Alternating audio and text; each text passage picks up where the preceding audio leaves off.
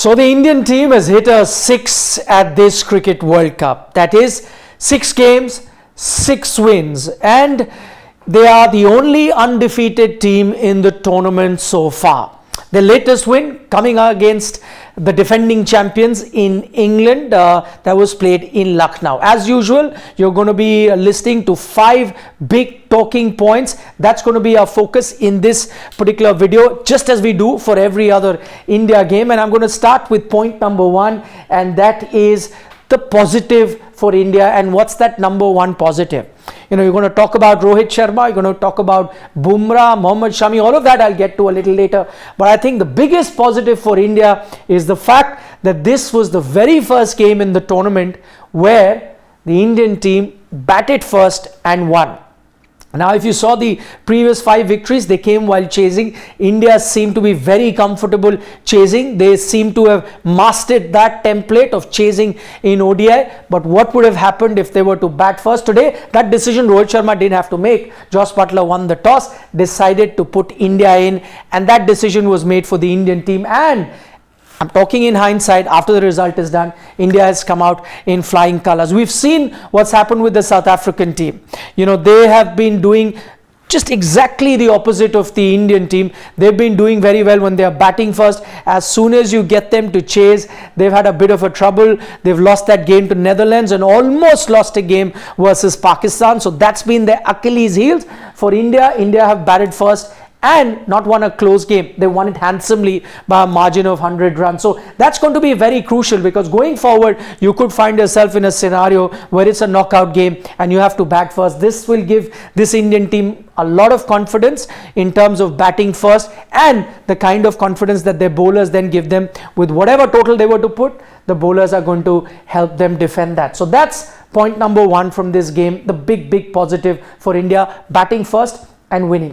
Point number 2, this man Mohammed Shami has just played 2 games and has a total of 9 wickets. Imagine, he probably wouldn't be playing had Hardik Pandya been fit. I'm not going to call it a blessing in disguise, because the Indian team is definitely missing a Hardik Pandya. He lends a lot of balance to the side. But now, with the form that Mohammed Shami is showing, dare I say that he's gone one step ahead of Mohammad Siraj. So if there is a situation where you have to just pick, you know, between those 2 fast bowlers, then you'd have to pick Mohammed Shami in the form that he's showing right now. Though I would still say, I maintain, despite Siraj not showing you some great form in this tournament, remember, Siraj was outstanding in that final of the Asia Cup until very recently, one of your top bowlers, so you can't discard him.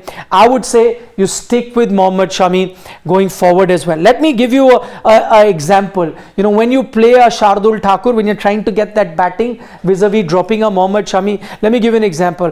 Hypothetically, if India played Shardul Thakur instead of a Mohammed Shami and got yourself some batting at number 8, what would have happened? Maybe Shardul Thakur contributes with those 20 runs. So instead of 230, England would have been chasing 250. But with Shardul Thakur there as a bowler and not Mohammed Shami, could you have stopped England at 250? Maybe not. Maybe not.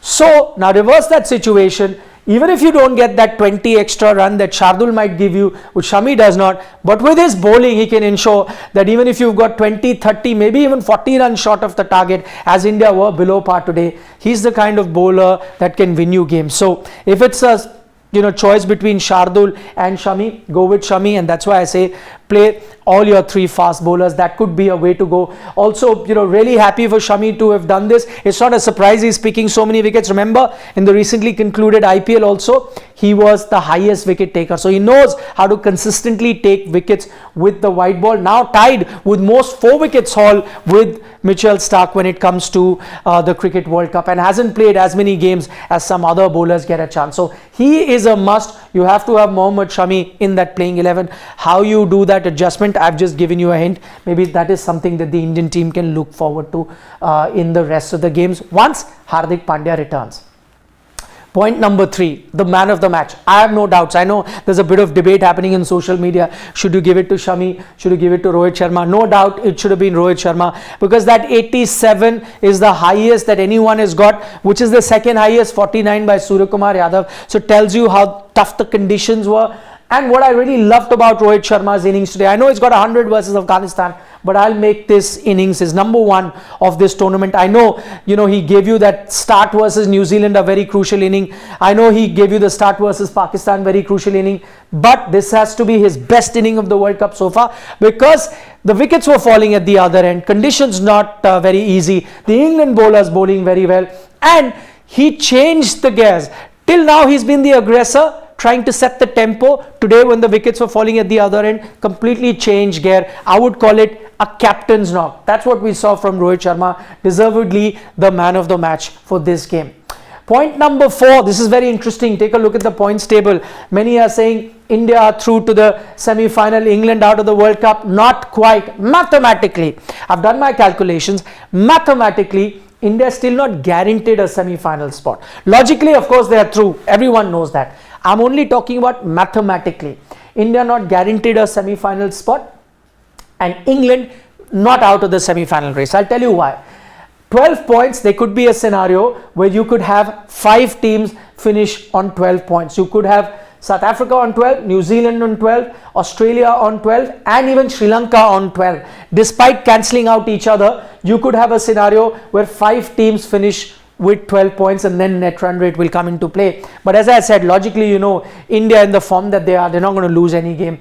Other game that they win, they'll be guaranteed a semi-final spot. In fact, they don't even have to wait for that long for their next game. If Sri Lanka were to lose to Afghanistan, I think that's their next game, if I'm not mistaken. If Sri Lanka were to lose to Afghanistan, then they cannot get to 12, which means India then are guaranteed a semi-final spot with 12 points. So right now, because 5 teams can make it, net run rate might come in. So mathematically, India not through to the semi-final. Mathematically, why I'm saying England is not out, you could have a scenario where multiple teams could then be tied with 8 points. So England at best can get to 8 points, 3 games remaining. So they get 6 points, add 2 to that, 8 points. You could have a scenario where Australia were to lose all their games, New Zealand were to lose all their games, and then you could have a scenario where England, Australia, New Zealand all tied on 8 points. So, then you could again look at net run rate, who joins India, South Africa, you could look at that. So that could be the other scenario. So mathematically they're not out, but logically, as I said, just as India are almost guaranteed, technically it's all done and dusted for the defending champions. Point number 5, and the final point, if there is one piece of the jigsaw puzzle that's really not working for India, that is Shubman Gill and Shreyas Iyer. Everyone's come to the party barring these two. Shubman Gill, I'm not going to be too worried. Class act, highest run getter for India in white ball cricket this calendar year, is coming off dengue, takes some time to really get into his groove, so I'm not worried. Robin Uthappa, our cricket analyst, in fact just said on Sports Today that the Shubman Gill 100 is not too far off. If you want to listen to that video, Sunil Gavaskar, Robin Uthappa, very interesting analogies between Shami, Virat Kohli, all of that, you can check that out on Sports Today. So Shubman Gill, I'm not too worried. Shreyas Iyer, the only worrying bit is that he's getting out repeatedly to short pitch deliveries. Now the word is out, the rest of the world knows that he's getting out on short pitch deliveries, so he may be then skating on thin ice, because Suryakumar Yadav has got runs. So when Hardik Pandya comes, who do you then go with? Continue with Shreyas, or then push everyone one spot up and KL goes to 4, and then also try and fit in Suryakumar? The Indian team could look at that. The only thing you would want from Suryakumar Yadav, because he's getting out on short pitch deliveries and he tries to take the bowler on by playing those short pitch deliveries, maybe he needs to look at a plan B. Maybe let go of a few short pitch deliveries, wait for the ball that really comes into your slot, score runs there, and then have patience when a bowler is trying to bowl short pitch to you. Once you're in form, you're past 50, maybe then play your shots, your hooks and your pulls. That is something that Shreyas Iyer can look at, but we don't know how long that rope is. For the moment, because Hardik is not back, he may right now get a game or two, so he really will have to come good if he wants to continue with this Indian team. So that's that at the moment. I don't want to jinx it, but Indian team right now, the way they are playing, they look invincible. I don't see any team even coming close to them or beating them. I know a lot of people who believe in law of averages might say that, who knows, law of average might just catch up and the one loss has to come somewhere. Who knows? They may not need to lose any game. You have seen in the past teams winning all their games, winning the World Cup, and this Indian team could very well do that. All I can tell you is that we'll be tracking their development game after game. Your one-stop destination for that. That's Sports Today. So don't forget to subscribe. Give us a like if you enjoy our content. For the moment, Nikhil Naz signing off.